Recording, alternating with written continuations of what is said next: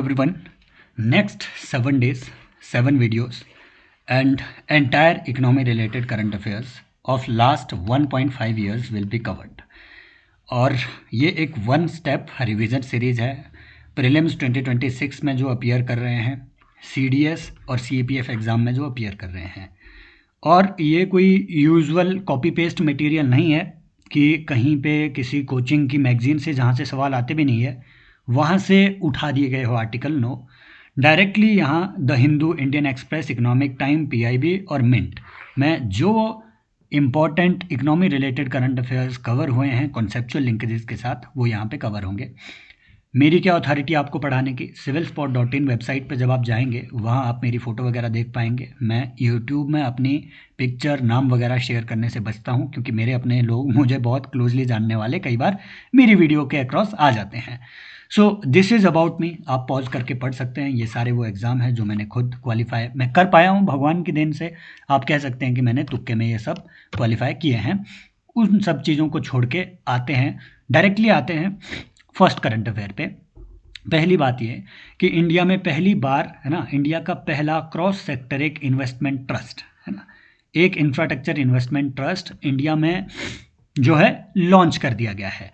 ये क्या है इंफ्रास्ट्रक्चर ट्रस्ट, है ना, इन्वेट्स और REIT क्या है, इस पे UPSC ने ऑलरेडी एक बार पहले PYQ पूछा है, जो हम यहाँ अगेन कवर नहीं करेंगे PYQ। क्यों? क्योंकि PYQ रिसर्च प्रोग्राम में ऑलरेडी वो सब चीज़ें कवर्ड है और ये सारी वीडियोस PYQ रिसर्च प्रोग्राम हमारे फ्लैगशिप प्रोग्राम का ही हिस्सा है। अगर मैं यहाँ PYQ कवर करने लग जाऊँ तो हम करंट अफेयर उतना कवर नहीं कर पाएंगे। इंडिया का ये पहला क्रॉस सेक्टर इन्वेस्टमेंट ट्रस्ट, ये क्या है, किसने लॉन्च किया है, ये सब चीज़ें हम जानेंगे। लेकिन ये लॉन्च क्यों हुआ है? ये हुआ है एसेट मोनेटाइजेशन के लिए। आपने नेशनल मोनेटाइजेशन पाइपलाइन 2.0 का नाम सुना होगा, इस साल के बजट में जिसका जिक्र आता है। इससे पहले नेशनल मोनेटाइजेशन पाइपलाइन था जिसका उद्देश्य था 2020 से 2025 तक 6 लाख करोड़, है ना, 6 लाख करोड़ के जो एसेट्स है गवर्नमेंट के, brown field asset, not green field. Green field होते हैं नए एसेट जो आप क्रिएट कर रहे हैं, ब्राउन फील्ड वो एसेट होते हैं जो ऑलरेडी क्रिएटेड है या फिर प्रोसेस ऑफ क्रिएशन में है। वो ब्राउन फील्ड एसेट्स को मोनेटाइज करना, उनको सेल नहीं करना, उनको मोनेटाइज करना, उनके राइट्स इशू कर देना कुछ टाइम के लिए प्राइवेट सेक्टर को, और उससे सरकार को जो है कुछ डिसइन्वेस्टमेंट प्रोसीड्स आएंगे, है ना, वह मोनेटाइजेशन प्रोसीड आएंगे। अगेन मैंने गलत टर्म यूज की, डिसइन्वेस्टमेंट माने आपने बेच दिया किसी चीज़ को। मोनेटाइजेशन की जो प्रोसीड आएगी उसको गवर्नमेंट फर्दर इन्वेस्टमेंट के लिए लगा सकते हैं। इसी चीज़ को अपग्रेड किया गया है नेशनल मोनेटाइजेशन पाइपलाइन 2.0 में। इसकी जो अथॉरिटी है, जो एजेंसी है जो इस चीज़ को कोऑर्डिनेट कर रही है, कोऑर्डिनेटिंग एजेंसी नीति आयोग है। याद रखना, फाइनेंस मिनिस्ट्री नहीं है। NITI Aayog is coordinating agency of NMP 2.0। ये बात आपको थोड़ा ध्यान में रखनी है। क्या चाहते हैं कि 2030 तक हम 16 लाख, है ना, 16.72 लाख करोड़ रुपया, इतना लाख करोड़ रुपया मोनेटाइजेशन के थ्रू, एसेट मोनेटाइजेशन के थ्रू हम गैदर कर पाएं, ताकि सरकार की जो बजट डेफिसिट वगैरह है, फिजिकल डेफिसिट वगैरह है, इसके थ्रू भी हम पूरा कर पाएं, हमें हर बार लोन लेने की जरूरत ना हो। अब जब हम 6 लाख करोड़ से 16 लाख करोड़ तक जा रहे हैं तो हमें एसेट भी इंक्रीज करने पड़ेंगे।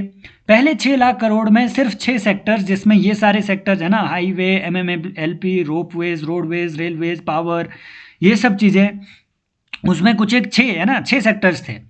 इनको अब इंक्रीज करके 12 सेक्टर, है ना, पे कर दिया गया है। सारे सेक्टर आपने रटने नहीं है, कोल, कूल, गैस, गूस, ये सब चीज़ें आपको रटनी नहीं है, एनर्जी उनर्जी कुछ भी रटना नहीं है। टॉप 3 आपको याद रखने हैं। टॉप क्या है? Highway, ropeway, roadway etcetera. ये जो है, ये सबसे ज़्यादा शेयर इनका हाईवे का है, ये आपने याद रखना है। उसके बाद पावर का शेयर आता है, फिर रेलवे का आता है। ये 3, है ना। अर्बन इंफ्रास्ट्रक्चर भी इतना नहीं है, वो उसका बहुत कम रोल है, लेकिन ये 3 आपको याद रखने हैं। सबसे ज़्यादा हाईवे, फिर पावर, फिर रेलवे। ये 3 सेक्टर पता आपको होने चाहिए। This is about national monetisation pipeline. Budget में इसका जिक्र है, सवाल आ सकता है।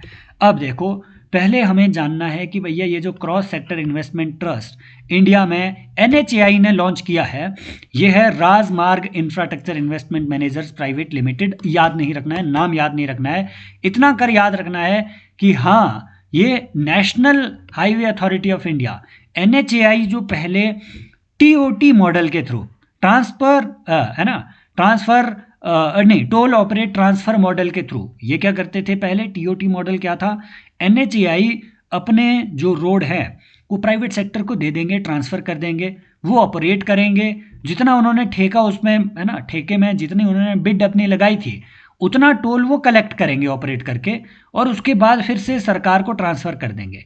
सरकार को इसमें लगा कि इसमें भारी घाटा है, ये एक साइलोड अप्रोच है, बहुत सारे ठेकेदार है भाई, एक हाईवे अथॉरिटी ऑफ इंडिया के बहुत सारे ठेकेदार होंगे जिन्होंने रोड को ले रखा है, टोल को ले रखा है ना, और हाईली कंसेंट्रेटेड रिस्क है इसमें कि एक ठेकेदार घाटे में भी जा सकता है, कुछ अगर बहुत बिजी कोई रोड है वहाँ पे ठेकेदार काफ़ी ज़्यादा, है ना, कोई बड़ा अडानी जैसा ग्रुप हो वहाँ वो काफ़ी प्रॉफिट में भी रहेगा, और ये सारी चीज़ें इसकी कुछ कुछ प्रॉब्लम्स थी। इन प्रॉब्लम्स को दूर करने के लिए इंफ्रास्ट्रक्चर इन्वेस्टमेंट, है ना, multi sector infrastructure investment trust की एक योजना बनाई एनएचएआई ने। उन्होंने बोला अभी तक जितने रोड हमने दे दिए, अब हम क्या करेंगे, इंफ्रास्ट्रक्चर इन्वेस्टमेंट ट्रस्ट बनाएंगे जिसमें प्राइवेट लोग इंक्लूडिंग हम और आप जैसे इन्वेस्टर भी इनविट में इन्वेस्ट कर पाएंगे। इनविट के पास बहुत ज़्यादा पैसा आ जाएगा, ये एक ट्रस्ट होगा, इसके पास बहुत ज़्यादा पैसा आएगा, आप इन्वेस्ट करेंगे, मैं इन्वेस्ट करूंगा, अडानी जी इन्वेस्ट करेंगे, सारे इन्वेस्ट करेंगे, इसके पास बहुत ज़्यादा पैसा आ जाएगा, और ये इंफ्रास्ट्रक्चर इन्वेस्टमेंट ट्रस्ट बाद में चल करके जो पूल्ड पैसा होगा उससे ठेके लेगा, है ना। अब national highway authority of India किसी इनविट को अपना ठेका दे देगी, और ये इनविट एनएचएआई के बिहाफ पे एक म्यूचुअल फंड के स्टाइल में एनएचएआई के जो रोड्स हैं उनको मैनेज करेगा, और जितना भी पैसा होगा वो इन्वेस्टर को आगे 90% जो पैसा है वो जो है ना, जो है वो आगे जो है बेनिफिट्स दे दिए जाएंगे to the owners of the fund, to the investors of the fund. यहाँ पे हमें ये भी नहीं जानना है, एटलीस्ट ये आपको पता हो टीओटी मॉडल और हुआ क्या है, ये अगर पता हो गया है, इसके बाद जो जानने लायक है, जहाँ से यूपीएससी ने एक पीवाई को पूछा था, वो था आरईआईटी और इनविट्स के बारे में। ये दोनों म्यूचुअल फंड की तरह होते हैं, real estate investment trust, InvITs infrastructure investment trust. Real estate investment trust क्या करेगा, जो बिल्डिंग है, रियल एस्टेट है, ज़मीन का डेवलपमेंट, लैंड डेवलपमेंट अगर कहीं हो रहा है तो उसमें इन्वेस्ट करेगा REIT, real estate investment trust, उसमें इन्वेस्ट कर देगा। अब इसके पास, इस ट्रस्ट के पास पैसा कहाँ से आएगा, हम लोग, आप लोग, अडानी लोग, ये लोग सारे मिलकर के एक आरईआईटी पे पैसा इन्वेस्ट करेंगे, और आरईआईटी फर्दर जाकर के इस तरीके के प्रोजेक्ट में इन्वेस्ट करेगा। सेम काम इंफ्रास्ट्रक्चर इन्वेस्टमेंट ट्रस्ट भी करेगा, लेकिन वो इंफ्रास्ट्रक्चर पे होगा, हाईवे, पाइपलाइन, पावर प्लांट, इन पे वो इन्वेस्टमेंट होगी। यहाँ एक बात बस आपको थोड़ा ध्यान में रखनी है, वो ध्यान में ये रखनी है कि जो रियल एस्टेट इन्वेस्टमेंट ट्रस्ट है इन पे कुछ बंदिशें हैं, इन दोनों ट्रस्टों पे कुछ बंदिशें हैं। बंदिश क्या है, मिनिमम 80% जो है इन दोनों को, मिनिमम 80% इन्हें कंप्लीटेड या फिर इनकम जनरेटिंग प्रॉपर्टी पे ही इन्वेस्ट करना पड़ेगा।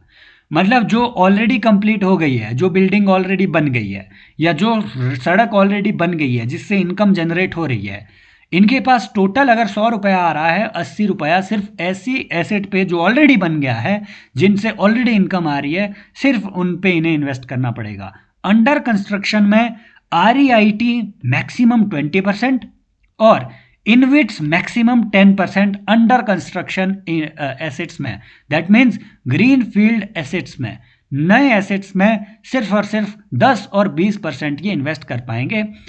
हार्ड एंड फास्ट रूल आपने याद नहीं रखना है कि यहाँ 10%, यहाँ 20%, नहीं, आपको मोटा माटी याद रखना है कि हाँ ज़्यादा, अगर वो पता क्या, वो आपको फ्लिप करके स्टेटमेंट देगा, वो आपसे डेटा से उसको कुछ लेना देना नहीं है, वो आपसे फ्लिप करके स्टेटमेंट देगा कि क्या 80% इन्हें ग्रीन फील्ड इन्वेस्टमेंट करनी है, मीन्स नए प्रोजेक्ट में इन्वेस्ट करना है, नहीं, इन्हें 80% एग्जिस्टिंग जो एसेट्स हैं जो क्रिएट हो चुके हैं उनमें इन्वेस्ट करना है। बस इतना आपको याद रखना है, इससे ज़्यादा नहीं रखना है, इससे ज़्यादा कुछ नहीं याद रखना है। 90% इन्हें इनकम पे करनी पड़ती है भाई इंटरेस्ट को, इन्वेस्टर्स को, उल्टा इन्वेस्टर्स को। ये 90% जितनी इनकम ये जनरेट करेंगे पूरी अपनी इन्वेस्टमेंट से, मान लीजिए 20% इनका रिटर्न रहा, 30% इन्वेस्टमेंट पे रिटर्न रहा, उस पूरी इनकम का 90% इन्हें डिस्ट्रीब्यूट करना पड़ेगा टू द इन्वेस्टर। इस तरीके से आम इन्वेस्टर को भी फायदा होता है, आप और हम एक रोड का एक तरीके से ओनर बन जाते हैं। तो ये एक नया मॉडल लाया गया है। याद ये नहीं रखना है कि स्लॉट साइज क्या है, कि 10 रुपया आपके पास है क्या आप REIT में इन्वेस्ट कर सकते हैं, नहीं, एक लिमिटेशन है, मिनिमम पे आउट की लिमिटेशन है कि मिनिमम कितना अमाउंट इसमें जो है आप इन्वेस्ट कर सकते हैं, 50,000 और 1 लाख है। याद नहीं रखना है आपको, बस थोड़ा ध्यान में रखना है कि हाँ एक लिमिटेशन भी है, दैट्स इट। अगले करंट अफेयर पे आते हैं।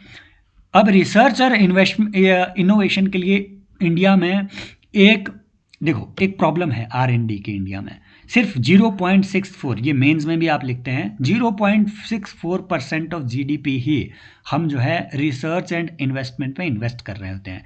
ग्लोबल स्टैंडर्ड है 2 से 5%। इसराइल जैसी कंट्रीज 6% तक, चाइना जैसी कंट्री 4% ऑफ GDP तक इन्वेस्ट कर रही होती है रिसर्च एंड डेवलपमेंट में। इंडिया में ये लेवल नहीं है। प्राइवेट सेक्टर तो बहुत कम ही कंट्रीब्यूट करता है, बहुत कम कंट्रीब्यूट करता है, अराउंड 5% जो है ना, सिर्फ इतना कर प्राइवेट सेक्टर इंडिया में, सॉरी ये डेटा मैंने इसमें गलत डाल दिया है ना, ये प्राइवेट सेक्टर अराउंड है ना, प्राइवेट सेक्टर इंडस्ट्री बहुत कम, अराउंड 36% ही इंडिया में कंट्रीब्यूट करता है। ये डेटा मुझे यहाँ पे जो है अपडेट करना पड़ेगा। अब इसकी एक प्रॉब्लम, ये जो प्रॉब्लम थी इंडिया में, इसको दूर करने के लिए सरकार ने क्या किया, सरकार ने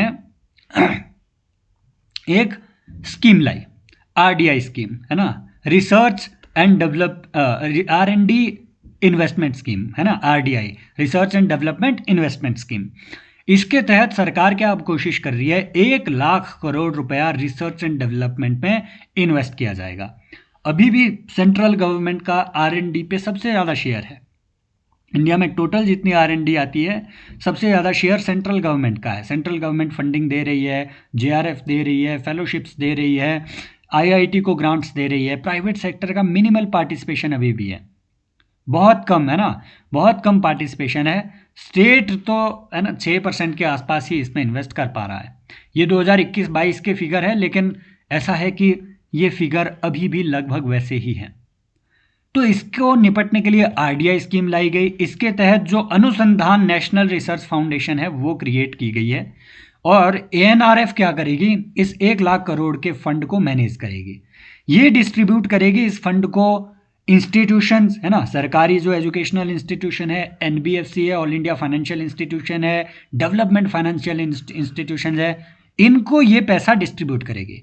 अब NBFC का, AIF का, डेवलपमेंट फाइनेंस इंस्टीट्यूशन की जिम्मेदारी आगे है कि ये फंड कितने % ब्याज पे रिसर्च एंड डेवलपमेंट के लिए कंपनियों को दिए जाएं, है ना, commercialisation of civil defence and climate technologies, जो भी स्टार्टअप काम कर रहे हैं उनको कितना लोन दिया जाए डिस्काउंटेड प्राइस में, ये लोग डिसाइड इसमें करेंगे।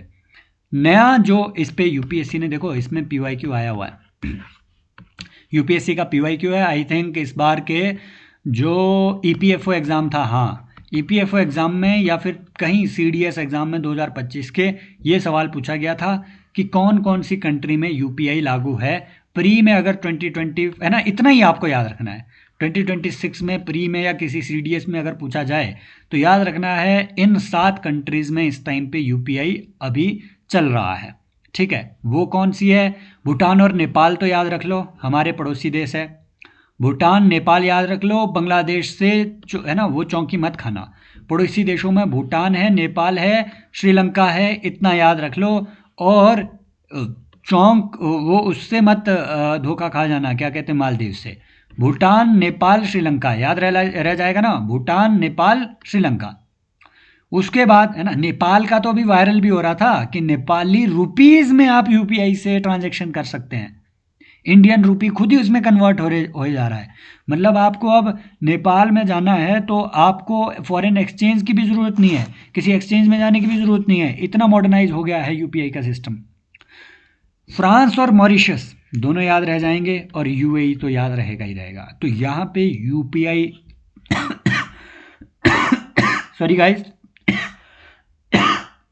मुझे हर वीडियो पे ये बोलना पड़ रहा है कि हेल्थ उतनी ठीक नहीं है, लेकिन फिर भी I will record these videos almost daily. तो आप डेली इसमें आते जाइए, है ना, इसी चैनल पे आपको अगले 7 दिन 7 ये वीडियोस मिलेगी, टोटल पूरा इकोनॉमी के करंट अफेयर को कवर करने के लिए। अब आते हैं इंपॉर्टेंट बात पे, एडिबल ऑयल वल्नरेबिलिटी के लिए इंडिया में आज भी 56% जो एडिबल ऑयल है वो हम इंपोर्ट कर रहे होते हैं। पीआईबी के डाटा से ये लिया गया है। जो भी लोग मुझे कमेंट सेक्शन में बोलेंगे कि स्लाइड्स बहुत फैंसी बनाई है, इसका क्रेडिट एक एआई टूल को जाता है, ठीक है। तो मैं स्लाइड्स बनाने में उतना अच्छा नहीं हूँ, लेकिन ऐसा है कि हाँ, I have feeded the data, I have feeded the articles कि भैया इस पर बनाओ स्लाइड्स, ऑटोमेटिकली उन्होंने बना दिए। एआई से बहुत आसान काम हुआ है। सो ऐसा मत बोलो, मतलब नीचे जा करके मुझे ये मत बोल देना कि सर एक कोर्स स्लाइड पे भी लाओ, पीपीटी कैसे बनाए। तो वो बात है। एडिबल ऑयल वल्नरेबिलिटी, ये याद रखना है कि इंडिया टोटल जितना एडिबल ऑयल, मैं ऑयल सीड नहीं कह रहा हूँ, ऑयल सीड्स इंडिया ज़्यादा प्रोड्यूस करता है इंपोर्ट से, लेकिन ऑयल सीड्स से जो टोटल ऑयल एक्सट्रैक्ट होता है ना, वो बहुत कम होता है। 50-40%, 50% इतनी कर नॉर्मल एक्सट्रैक्टेबिलिटी होती है किसी भी ऑयल सीड की। तो ऑयल सीड मान लो हम 200 टन प्रोड्यूस कर ले, 2 लाख टन मान लो हम प्रोड्यूस कर ले, लेकिन उससे जो ऑयल, एक्चुअल ऑयल निकलेगा वो लगभग 80 से 90 हज़ार टन ही निकलेगा। मेरी बात समझ रहे हो आप? तो जो एडिबल ऑयल की वल्नरेबिलिटी है, ऑयल जो एक्सट्रैक्टेड ऑयल है, वो एडिबल ऑयल 56% हम इंपोर्ट कर रहे होते हैं, और ये इंपोर्ट बढ़ता जा रहा है। ये याद रखना है, ये इंपोर्ट बढ़ता जा रहा है। फिगर्स ये है कि सबसे ज़्यादा एग्रीकल्चरल जो इंडिया इंपोर्ट कर रहा होता है, उन इंपोर्ट में सबसे ऊपर, और इस पे यूपीएससी ने सवाल 2-3 बार इसमें पीवाईक्यू पूछा है, इसलिए ये जरूरी है, मैंने डेटा डाला हुआ है, याद रखना। वेजिटेबल ऑयल या एडिबल ऑयल सबसे ज़्यादा हमारे इंपोर्ट्स में आते हैं, एग्रीकल्चर, फिर पल्सीज आते हैं, फिर फ्रेश फ्रूट आते हैं। ये याद रखना बस, ये ऊपर के 3 रखो, वेजिटेबल ऑयल, पल्सीज और फ्रेश फ्रूट। पल्सीज के मामले में इंडिया में एक एनोमली है। We are largest consumers of pulses in world, largest producer of pulses in world, still largest importers of pulses in world. और अफ्रीका से हम ज़्यादा पल्सीज इंपोर्ट कर रहे होते हैं। तो ये आपको याद रखना है कि consumer, producer as well as importer, we are the largest. तो ये आपको थोड़ा ध्यान में रखना है, बाकी नहीं। डोमेस्टिक एडिबल ऑयल कंजम्पशन देखो लगातार बढ़ी है, लेकिन ये पीआईबी के इसी डेटा में हमें मिला कि भाई साहब जो रूरल ऑयल कंजम्पशन है ना, जो आपको लगता है कि रूरल इंडिया में बहुत ज़्यादा लोग हैं, है ना, लगभग 70% इंडिया की पॉपुलेशन रूरल इंडिया में है, लेकिन भाई साहब रूरल इंडिया की जो ऑयल, एडिबल ऑयल कंजम्पशन है, वो अर्बन इंडिया से कम है। 30% लोग ज़्यादा ऑयल खा रहे हैं। फिर भी हम अर्बन इंडिया के लाइफस्टाइल को ऐसा कहते हैं कि अच्छा, अब ये क्योंकि ऑयल अफोर्ड कर पाते हैं। और रूरल इंडिया में अगर आप देखेंगे ना, रूरल इंडिया में अगर आप देखेंगे, वो तड़का भी नाप के लगाते हैं। क्यों? गरीबी है, उन्हें मालूम है तेल महंगा है। अर्बन इंडिया में बन रहे हैं पकवान, वहाँ लग रहा है तेल। तो ये ध्यान में रखना है, ये इस एनोमली में आपको वो फंसा सकता है। मैं आपको फिर बता रहा हूँ, देयर इज अनदर एनोमली। वो सब चीज़ें आपको थोड़ा ध्यान में रखनी है।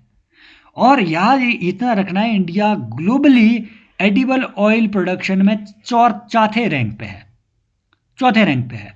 हालांकि ये जो कुछ चीज़ें हैं, राइस बार्न ऑयल जो है, राइस बार्न ऑयल, ये बहुत है ना, काफ़ी हेल्दी होता है ये, और ये बहुत सेचुरेटेड होता है, अनलाइक अदर ऑयल्स, है ना, जैसे आपके कोकोनट हो गया या सोयाबीन ऑयल हो गया, ये थोड़े थोड़े अनसेचुरेटेड होते हैं, याद रखना।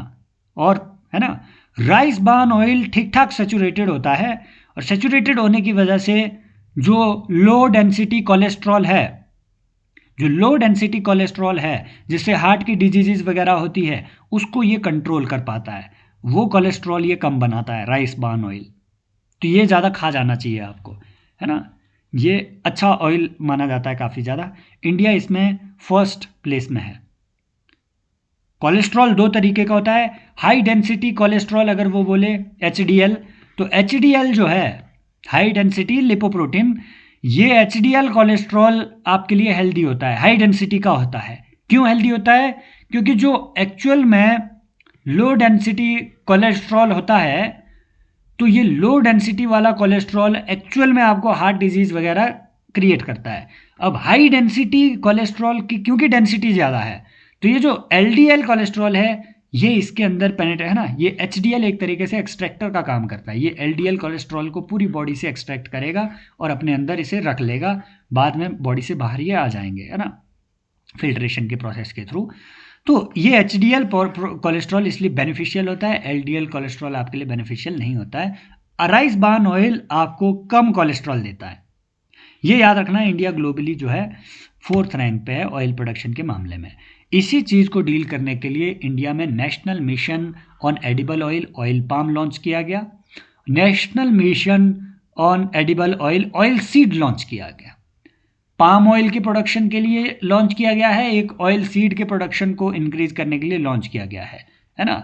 और साथ ही पोर्टल के थ्रू जो है ये पूरा जो चीज़ें हैं वो डिस्ट्रीब्यूट की जाएगी। ये पूरा बजट वगैरह याद नहीं रखना है, बस इतना है कि हाँ ऐसे कोई 2 मिशन लॉन्च किए हैं। कुछ सवाल अगर उसको बनाना है तो वो यूपीएससी का स्टाइल तो यही है, यहीं से बनाएगा। दूसरा सवाल वो ये बनाएगा, अगर आपसे वो पूछे, क्योंकि पाम ऑयल इंडिया में उतना प्रोड्यूस नहीं होता है, है ना, हम मेजरली इसे इंपोर्ट ही कर रहे होते हैं। लेकिन इंडिया में ऐसा नहीं है कि पाम ऑयल बिल्कुल प्रोड्यूस नहीं होता है, कुछ स्टेट्स में होता है। सबसे ज़्यादा जो होता है वो तेलंगाना और आंध्र प्रदेश में होता है, और 98% इंडिया का जो प्रोडक्शन है वो इन 2 स्टेट्स में ही होता है। इनमें भी आंध्र प्रदेश जो है सबसे बड़ा पाम ऑयल प्रोड्यूसिंग स्टेट है, ये आपको थोड़ा याद रखना है। पाम ऑयल से 2 तरीके का ऑयल निकलते हैं, एक पाम ऑयल और एक पाम कर्नेल ऑयल। दोनों इंडस्ट्रियल यूजेज और आपके खाने पीने के यूजेज में होते हैं। पाम ऑयल जो है सीड का है ना, जो पाम का सीड है, कभी जाकर के देखना पाम ऑयल कैसे होते हैं। इनके बहुत बड़े बड़े फल होते हैं, 30-40 किलो के हो जाते हैं, उसमें छोटे छोटे सीड लगे होते हैं। तो जो सीड की बाहर वाली जो छाल है ना, जो त्वचा है, उससे निकलता है नॉर्मल पाम ऑयल। एक पाम कर्नेल निकलता है, वो निकलता है बीज से, पाम के अंदर एक बीज होता है वहाँ से, इसलिए पाम कर्नेल थोड़ा महंगा भी होता है। अब जो लोग नए हैं, लर्नर है, जो भी सीडीएस की तैयारी कर रहे हैं, सीएपीएफ की तैयारी कर रहे हैं, है ना, या फिर जो सीएससी की तैयारी कर रहे हैं, सबसे इंपॉर्टेंट तो ये सीएससी के लिए है। तो हमारा एक बहुत कॉम्प्रिहेंसिव, अगर मेरा पढ़ाने का स्टाइल आपको अच्छा लगता है तो एक अपना बहुत कॉम्प्रिहेंसिव पीवाईक्यू रिसर्च इनिशिएटिव चलता है।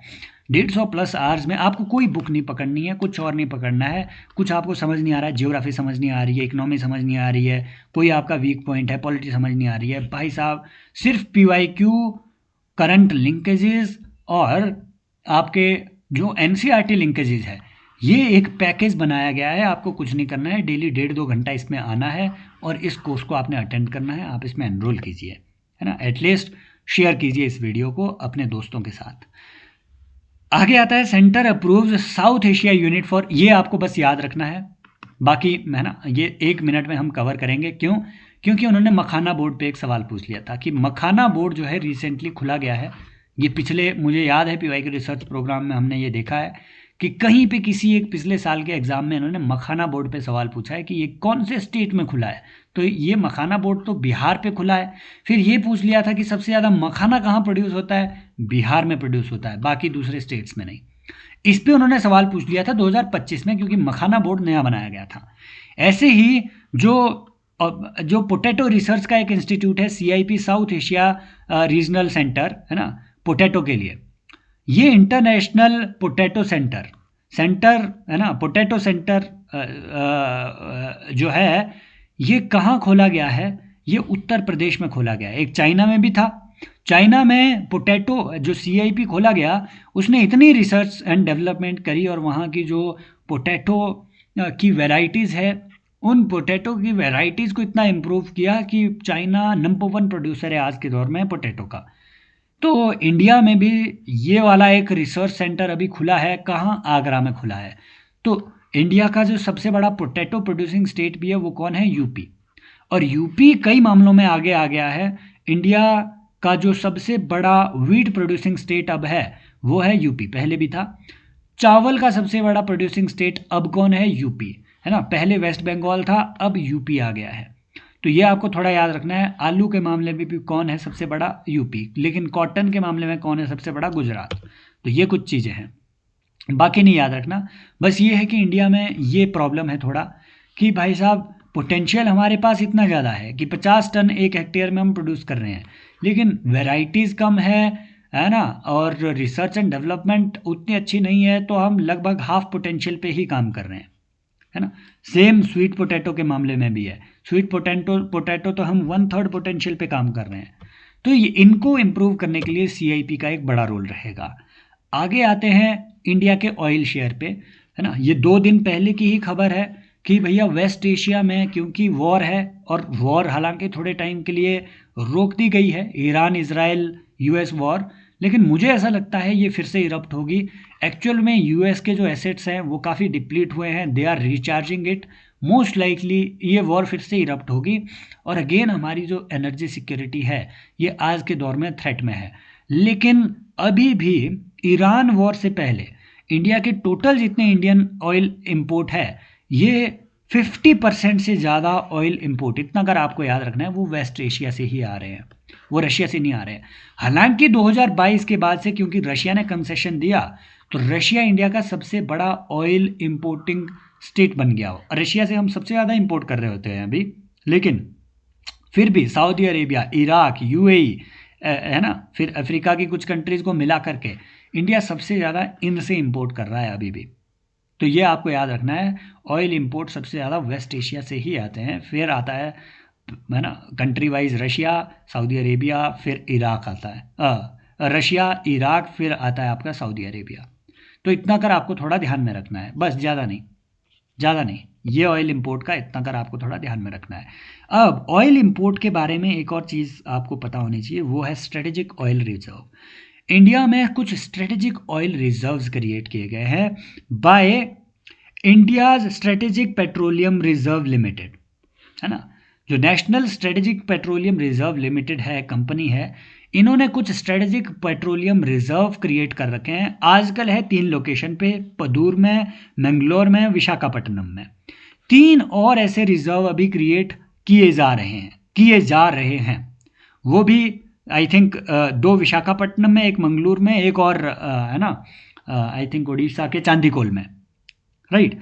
तो 3 और अभी क्रिएट किए जा रहे हैं, लेकिन पूरी जो योजना है वो यह है कि भैया 6 नई अंडरग्राउंड स्टोरेज लोकेशंस जो अभी बताई नहीं गई है ना, वो अभी सरकार ने आइडेंटिफाई की थी। इसका 2025 में एक आर्टिकल छपा था।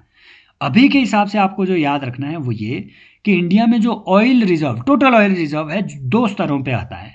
एक स्ट्रेटेजिक ऑयल रिजर्व्स में जो गवर्नमेंट कंट्रोल्ड है, IS PRL जिनको मेंटेन करते हैं, कुछ ऑयल उसमें स्टोर्ड होता है। कुछ ऑयल मार्केटिंग कंपनी जैसे इंडियन ऑयल लिमिटेड है ना, तो ये जो ऑयल है ना, रिलायंस ऑयल वगैरह है, ऑयल मार्केटिंग कंपनीज भी अपने पास कुछ रिजर्व रखती है। ये टोटल रिजर्व मिलाकर के लगभग 77 दिन की ऑयल की रिक्वायरमेंट हम अपने पास अभी रख रहे हैं, 75 से 77 डेज। लेकिन इंटरनेशनल एनर्जी एजेंसी का स्टैंडर्ड क्या है कि कम से कम 90 दिन का बफर आपके पास होना चाहिए, कि इंटरनेशनली अगर कोई भी शॉक लग जाए, कम से कम 90 दिन का आपके पास बफर होना चाहिए।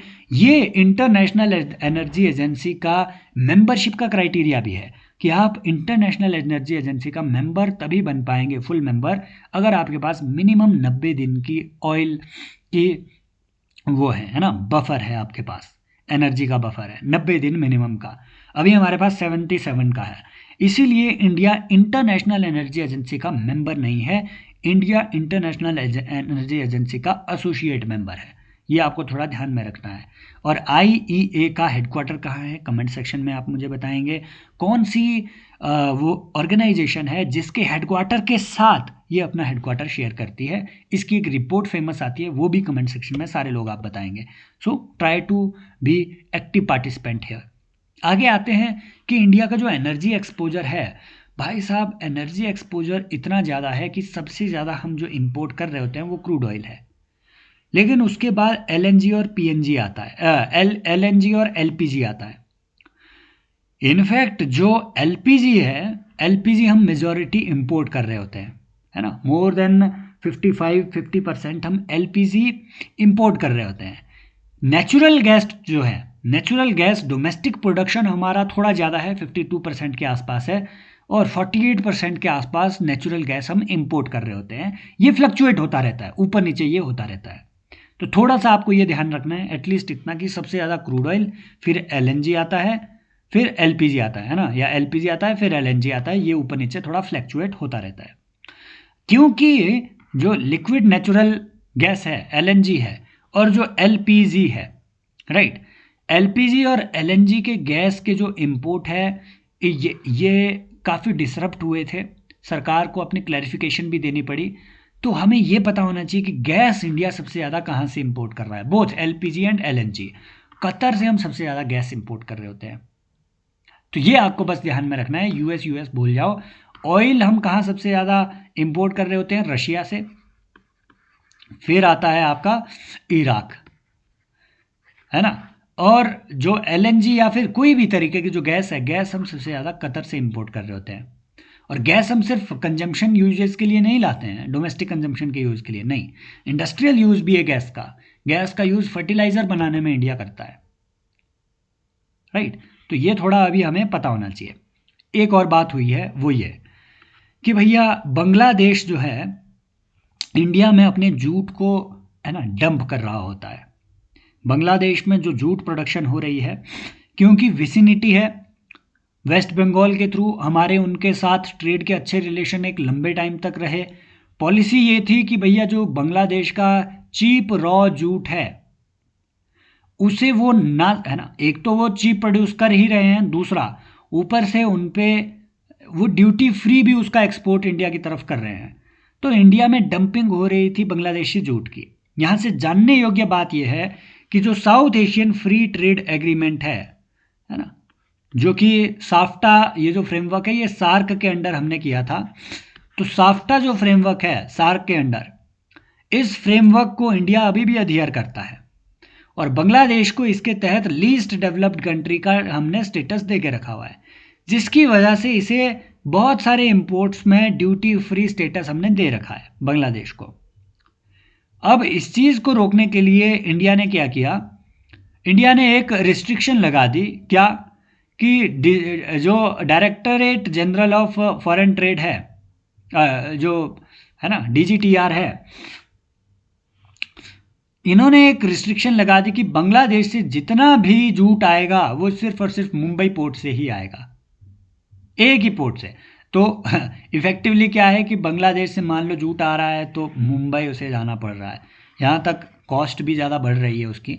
तो इससे जो है हम प्रोटेक्शनिस्ट मेजर के तौर पे ये देखा जा रहा है। काम की बात यह है, साफ्टा बांग्लादेश एलडीसी कंट्री, इतना कर यहाँ से वो आपसे पूछ सकता है। बाकी जूट का स्टेटस वगैरह, है ना, मुझे कमेंट सेक्शन में बताएंगे। Highest jute producing state, state भी इंडिया में कौन है वो तो सभी को मालूम ही है। हाईएस्ट जूट प्रोड्यूसिंग कंट्री कौन सी है दुनिया में, है ना। इनफैक्ट इंडिया में भाई साहब एक मैंडेट है, मैंडेट ये कि जो भी आपकी पीडीएस के तहत जो चीनी की बोरियां हैं और जो चावल के, है ना, चीनी नहीं, जो शुगर नहीं, जो आपके ये कोर्स ग्रेन की बोरियां हैं, वो कोर्स ग्रेन की बोरियां जूट से बननी चाहिए, है ना। ये रेगुलेशन है इंडिया में, तभी आपको चावल जूट की बोरियों में मिलते हैं। ये जूट के प्रोटेक्शन के लिए ही लाया गया है। यूएस रेमिटेंस, एक इंपॉर्टेंट बात हुआ है जो 2026 में big beautiful bill of Donald Trump के तहत लाया गया, वो ये कि 1% एक्साइज टैक्स लगा दिया यूएस से रेमिटेंस पे। तो मान लीजिए अगर $100 बिलियन यूएस से बाहर रेमिटेंस जा रहा था, यूएस में इंडियंस, चाइनीज़, पाकिस्तानी जो लोग काम कर रहे हैं, वो अगर मान लो $100 बिलियन या $300 बिलियन अगर बाहर भेज रहे थे, अपनी कंट्री भेज रहे थे, तो यूएस ने उसमें 1% रेमिटेंस टैक्स, एक्साइज टैक्स लगा दिया। समझ रहे हो, जो उन पे इनकम टैक्स लग रहा है वो तो लग रहा है, वो अलग बात है ना। जो अर्निंग पे इनकम का उनका डोमेस्टिक टैक्स जो लग रहा है वो अलग चीज़ें हैं। 1% एक्साइज टैक्स भी लगा दिया। यहाँ से जानने योग्य बात यह है कि इंडिया में सबसे ज़्यादा, जो इंडिया क्योंकि अराउंड 133 बिलियन यूएसडी का रीसेंट और सबसे ज़्यादा जो इंडिया की रेमिटेंस है दुनिया में वो आए हैं। अब वो रेमिटेंस का सबसे बड़ा सोर्स क्या है, वो है यूनाइटेड स्टेट्स, फिर गल्फ की आपकी कंट्रीज़ आती है, लेकिन उनमें यूएई सबसे बड़ा है। तो आपको ये ध्यान में रखना है, यूएस से सबसे ज़्यादा रेमिटेंस आते हैं, इतना कर याद रखना है, ज़्यादा नहीं, इतना कर आपको याद रखना है, राइट। तो ये पूरा वो सब चीज़ें हैं जो मैंने ऑलरेडी आपको बताया। फिर आते हैं डब्ल्यूटीओ पे। डब्ल्यूटीओ पे एक, है ना, एक पंगा हुआ है। पंगा क्या हुआ कि यूएस ने देखिए 50% इंडिया पे टैरिफ लगा दिए थे, जो कि अब रिड्यूस कर दिया गया 18% के लिए, लेकिन उस टाइम तो पंगा हुआ। अब यहाँ से हमें डब्ल्यूटीओ के जो डिस्प्यूट सेटलमेंट मैकेनिज्म है उसको जानना जरूरी है। बस इतना ध्यान दो कि पंगा हो गया डब्ल्यूटीओ में, और इंडिया ने जो है ना, जो है आर्टिकल 22 को इन्वोक करके इंडिया ने भी ड्यूटी लगा दी। इंडिया ने भी रिटेलिएटरी ड्यूटी लगा दी यूएस के आलमंड पे, एप्पल वगैरह पे, और वो ड्यूटी इतनी ज़्यादा थी, हम वहाँ से लगभग $7 बिलियन के ड्राई फ्रूट इंपोर्ट करते हैं, उन पे $3-4 बिलियन तो ड्यूटी ही लगा दी, लगभग 50% के आसपास इंडिया ने भी लगा दी। ये रिटेलिएटरी ड्यूटी थी, है ना। अब आर्टिकल 22 क्या है ये जानने की उतनी ज़रूरत तो नहीं है, क्योंकि उस पर्टिकुलर आर्टिकल में था, तो यहाँ ये आ गए हैं। हमें यहाँ से जो जानना है वो ये कि भैया WTO में जो डिस्प्यूट सेटलमेंट बॉडी है वो फेल हो चुकी है।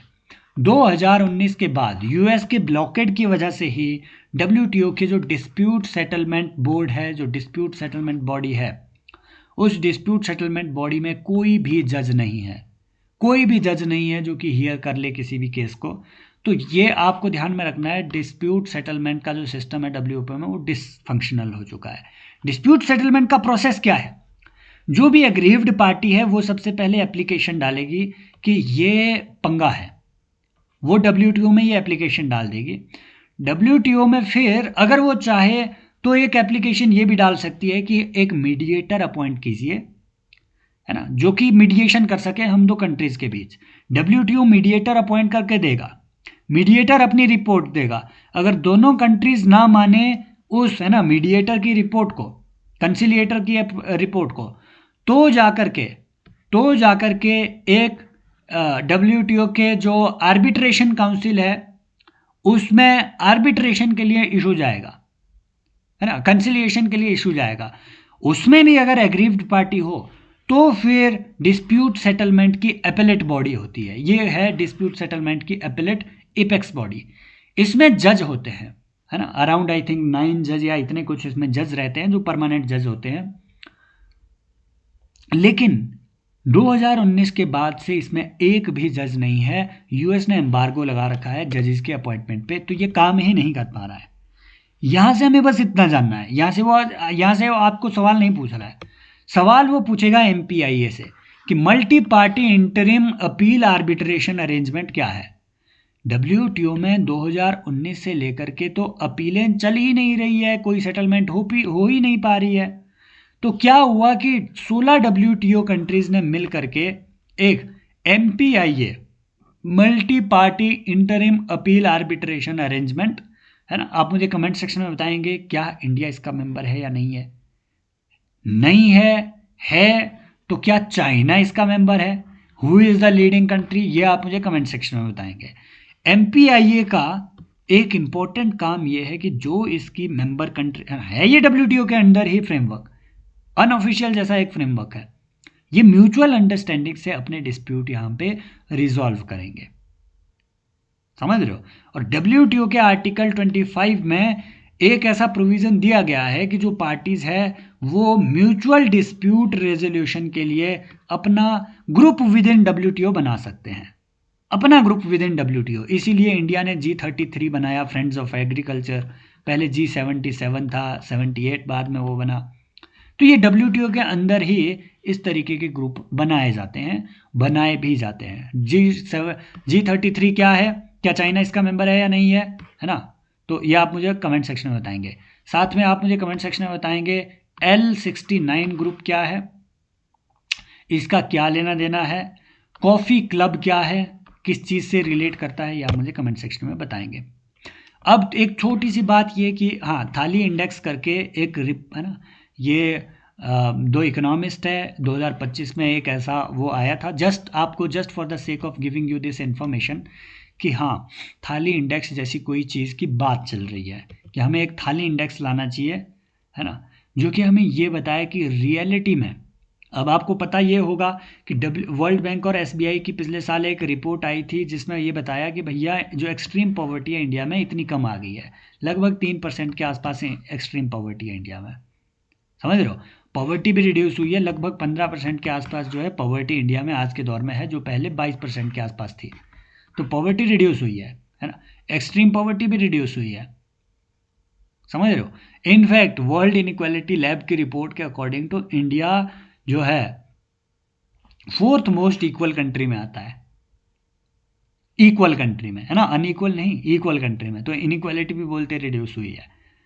तो वो सब चीज़ें तो अलग बात है ना। आई थिंक 4th मोस्ट ही था, आप एक बार कंफर्म कर लेना इस चीज़ को, फिर मुझे कमेंट सेक्शन में भी बताना। इस तरीके की कुछ रिपोर्ट्स आई थी। अब ये जो थाली इंडेक्स का कॉन्सेप्ट है, ये कुछ इकोनॉमिस्टों ने और एक लंबे टाइम से इकोनॉमिक सर्वे, ये मैंने इसलिए डाला इसमें, मेंस में इससे रिलेटेड कुछ सवाल आ सकते हैं कि खाने पीने से रिलेटेड या थाली इंडेक्स की सूटेबिलिटी को देखिए, ऐसे सवाल वो अतरंगी सवाल मेंस में पूछ रहे हैं। तो आपको ऐसा ना लगे कि भैया ये कहीं ऊपर से उन्होंने उलझुल, प्री में तो इससे 0 सवाल बनेगा, मैं बता ही रहा हूँ आपको, कोई चांस नहीं है प्री में इससे सवाल बनने का। लेकिन हाँ, मेंस में आपसे सवाल बन सकते हैं कि व्हाट इज़ द थाली इंडेक्स, या फिर what do you mean by thalinomics, और इसका क्या रोल है इंडिया में एक्सट्रीम पॉवर्टी को दूर करने के लिए। तो थालीनॉमिक्स की चर्चा 2020-21 के इकोनॉमिक सर्वे में भी की गई थी। ये एक संस्कृत का श्लोक है, आप इसमें लगा सकते हैं, उपनः पितवाचर शिवः शिवाभिरु तिभिः मयो भुर्द्विषण्य सखा सुशेवो, ये क्या है ना, आगे ये कुछ संस्कृत का ही श्लोक है, अद्वया। तो इनका ये मतलब ही था कि, है ना, ये ऋग्वेद में अन्न देवता को भी पूजा करते थे कि भैया आप एक ऑस्पिशियस हैं, आइए हमें हेल्थ दीजिए, है ना, और डियर फ्रेंड आप हमें हेल्थ दीजिए और हमारी तरफ आइए, इस तरीके का इन्होंने इसमें श्लोक डाल दिया। तो थालीनॉमिक्स की चर्चा इसमें हुई है।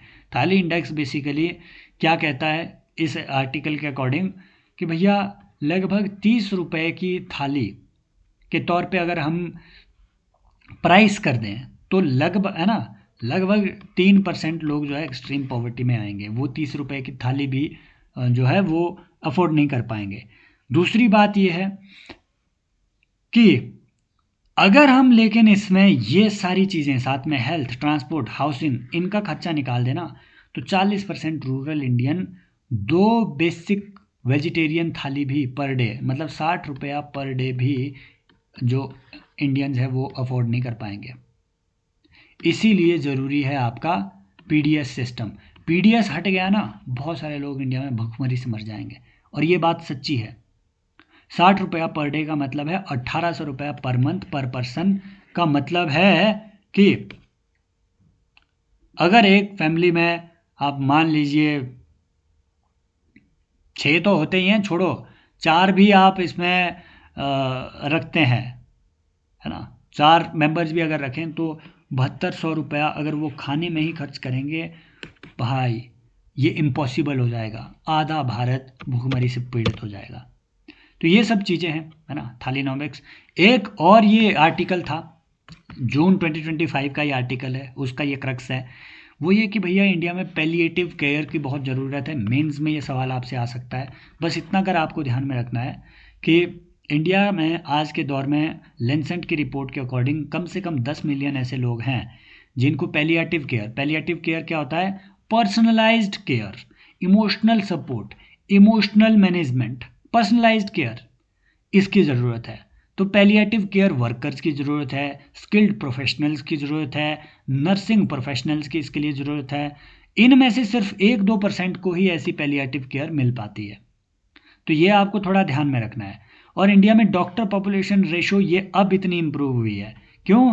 क्योंकि सरकार ने आंकड़ों के साथ एक खेला किया है, वो ये कि जो आयुर्वेदिक डॉक्टर्स थे उनको भी डॉक्टर्स की उपाधि दे करके यहाँ इंक्लूड कर दिया, और डॉक्टर पॉपुलेशन रेशो जो WHO का स्टैंडर्ड है 1:1000 उससे काफ़ी कम आ गई है। दैट मीन्स रेशो इम्प्रूव हुई है। क्यों? क्योंकि आयुर्वेदिक डॉक्टरों को भी अब डॉक्टर माना गया है, इस for the sake of this data. Otherwise आज भी इंडिया में जो एलोपैथिक डॉक्टर है उनकी रेशो 1:1400 के आसपास ही है। तो डॉक्टर बहुत कम है, नर्सेज इतने ज़्यादा है, लेकिन पैलिएटिव केयर की ट्रेनिंग इन्हें नहीं है। हमें ज़रूरी है इस तरीके के पैलिएटिव केयर की। एक और डेटा जो था, है ना, ये डेटा आपको पता होना चाहिए, प्रथम NGO का ही ये डेटा है कि इंडिया में, है ना, ये थोड़ा आपको चौंकाने वाला डेटा है कि गर्ल्स और बॉयज़ की शुरुआत के 2 साल में जो मैथमेटिक्स की स्किल है ये ठीक होती है, 2-2.5 साल तक। 2.5 साल के बाद गर्ल्स की जो मैथमेटिक्स को डील करने की स्किल है वो काफ़ी कम हो जाती है। क्यों? और इसका जो इन्होंने वो बताया वो ये कि इसके कारण सोशल कॉज है। क्या? एक स्टीरियोटाइप है कि मैथ इज़ फॉर बॉयज़। तो ये इनहेरेंटली रूरल वुमन या रूरल फीमेल्स के दिमाग में ये डाल दिया जाता है, जो बच्चियां हैं उनके दिमाग में ये बैठ जाती है ये बात कि लड़कों के लिए ही मैथ्स है और हमें डिफ़िकल्टी आने वाली है, और सच में डिफ़िकल्टी आते हैं। जैसे प्लेसिबो नोसिबो इफेक्ट होता है ना मेडिसिन में, सेम इफेक्ट यहाँ पे भी आपको देखने को मिलेगा। इसीलिए आप देखेंगे कि जो लड़कियां हैं वो अगर साइंस ले भी रही है तो मेडिकल बहुत ज़्यादा लड़कियां ऑप्ट करती है, नॉन मेडिकल उतनी ज़्यादा लड़कियां ऑप्ट नहीं करती है। हो सकता है ये उसका एक कारण हो, लेकिन इस पे एक रिसर्च हुई है। मैं जस्ट आपको अवगत कराना चाहता था कि ऐसी चीज़ें और भी हो रही है। अगर आपको मेरा पढ़ाना पसंद आ रहा है, ये चीज़ें अगर आप अप्रिशिएट करते हैं तो कमेंट सेक्शन में ज़रूर बताइए, पार्टिसिपेशन कीजिए इनका, है ना? तभी मैं इतनी एनर्जी गेन कर पाऊँगा कि मैं डेली इस पे अगले 7 दिन तक 7 वीडियोज़ लाऊँ और इकोनॉमी के जितने भी इंपॉर्टेंट करंट अफेयर है वो उसमें आएँ। और ये सारी videos most PYQ research initiative के, इस पीवाईक्यू रिसर्च प्रोग्राम के जो कोर्स है उसमें भी अवेलेबल रहेगी, है ना? ये पब्लिक में यूट्यूब पे भी मैं डाल रहा हूँ और किसी को इसमें कोई ऑब्जेक्शन नहीं होना चाहिए यूट्यूब में आने का।